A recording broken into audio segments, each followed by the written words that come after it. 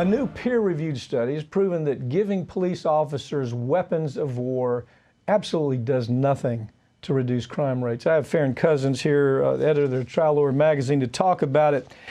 You know, Farron, we've done this story so many times. It's almost, you're talking about airplanes, grenades, rocket launchers, tanks, drones. What happens is this is surplus, right?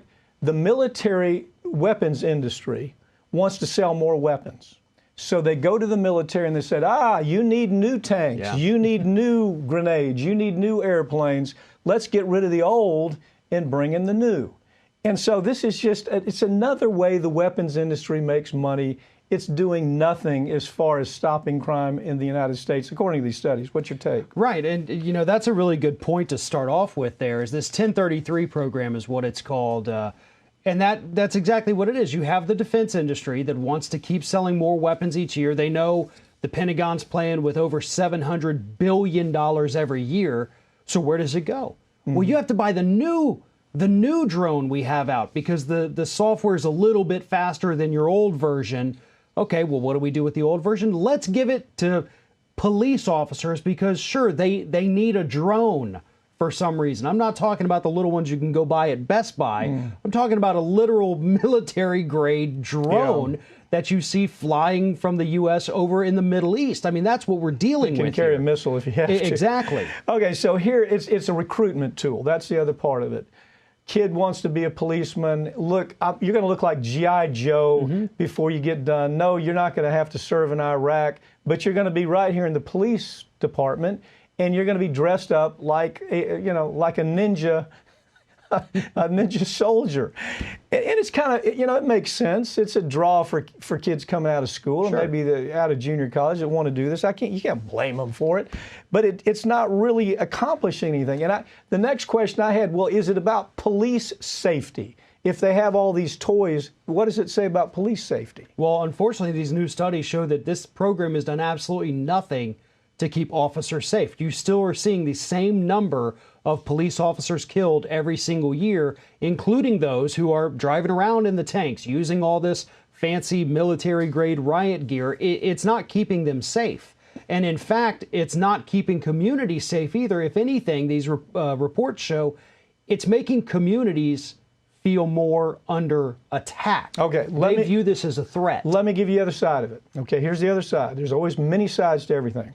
You have the cartel, the drug cartel on border states in the United States. They're starting to see new increases of crime with basically cartel coming right over the border. And they're saying down on the border, we need this because the Mexican cartel is armed better than we are. And that is true. That is the truth. So that's their best argument right now. But I'm hearing it more and more that that's why we need all of this stuff. We need drones. We need tanks. We need this stuff because the other side has it. And the other side now is Mexican cartel moving in the United States. What do you think? Well, there could be an argument made for that, but I think you're talking about, this should be something dealt with by a different government agency, not your local police force. So that's where, if you needed this surplus material for that, the 1033 program should instead say, let's not give it to Barney Fife over here at your local police station. Let's instead maybe put this on the Border Patrol, on, customs, whatever. A new entity. Right. Yeah. Something that actually deals with that. The FBI, not that we want them, we don't really want any of this out there, but we also have to be realistic and understand threats do exist. You have to answer, to answer that argument when it's made, but I think you may be right there. A popular weight loss drug sold under the brand name Belviq has been voluntarily recalled after a strong link between the drug and certain types of fatal cancers.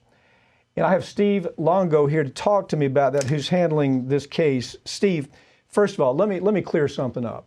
There is no such thing as a voluntary recall. You understand that? Absolutely. The company likes to say we voluntarily took it off the market. No. It's the FDA said either you take it off the market or you're going to have sanctions or whatever. Again, this is another story where the FDA failed to do their job, isn't it? Take it from there. What is Belviq? What kind of injuries are we talking about? Absolutely. So let's start from the beginning. Belviq is a prescription weight loss drug, and what it was designed to do is combat obesity, type 2 diabetes, high cholesterol, high blood pressure. And what it does is it attacks the serotonin levels in the user. So it manipulates and tricks your mind into thinking that you're full without actually having to eat any food. Well, I handled the cases early on. I tried the Fen-Phen cases. The Fen-Phen cases was a weight loss program that was going to be the new secret to losing weight. It killed hundreds of women. Again, it was another situation where the FDA had all the information they needed, failed to do their job. In this situation, Belviq the FDA said no in 2012, right? They said 2010. 2010, they said, no, you can't sell the drug. It was, I think, 5-9 on the committee that said that. They reviewed everything, said this. First of all, it doesn't work. Second of all, it's dangerous. And then, so you have a political change. They come back, Belviq comes back and says, hey, you know what? We want another shot. And the FDA says, oh, sure. The one we turned down, the one we said no to, you can sell it now. Take it from there. Right, and you're exactly right. It's the same product that was denied by the FDA in 2010 was passed and approved in 2012. So what changed? Nothing changed except the people approving it.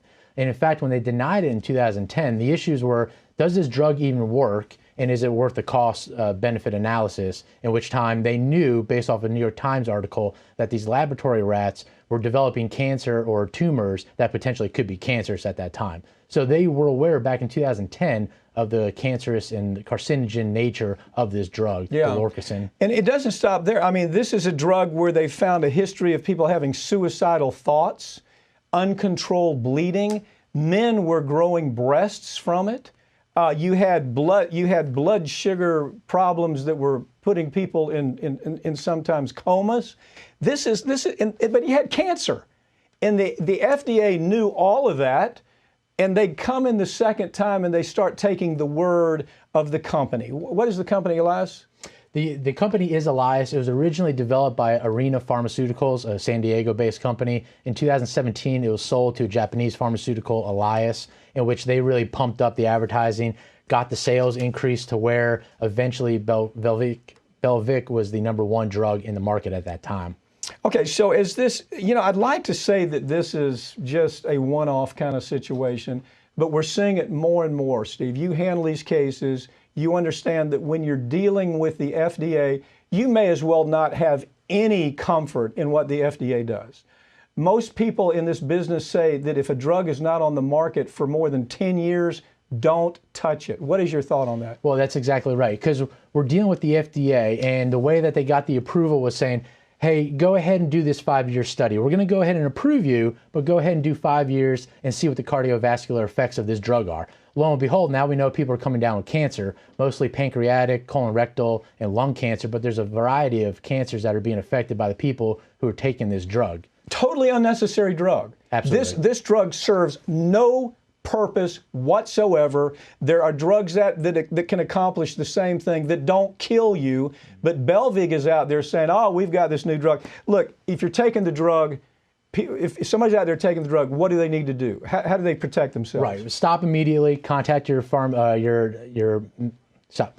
They need to stop immediately. They need to contact their doctor and see what the alternatives are. As far as doctors that are prescribing it, they should have been stopped prescribing it as it was taken off the market a year ago, and to talk about the alternatives with their patients as well as. And get screened. How about something as just go get screened, find out what these cancers are, go get screened for the cancer, especially if you've been taking it a long time.